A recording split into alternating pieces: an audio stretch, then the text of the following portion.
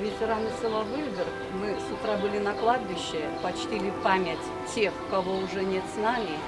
И, конечно, тут, я не буду тратить лишних слов, я просто для молодежи напомню вот историю одного из живых еще последних героев Сыктывдина 22 июня 1941 года. Сельский паренек небольшого роста сидит в читальном зале библиотеки республиканской, он готовится к экзаменам. Он готовится к мирной жизни.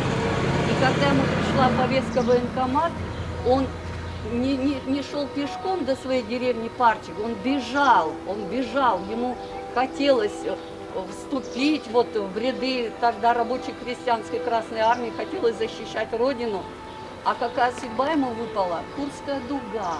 Господи, Мелитополь, Севастополь защищал. Вы можете представить, вот что ему предстояло этому сельскому пареньку? Поэтому я желаю молодым стойкости характера, мужества, силы воли. Помнить всегда, что Родина в вас нуждается. И, конечно же, чтить оставшихся живых последних героев. Спасибо всем.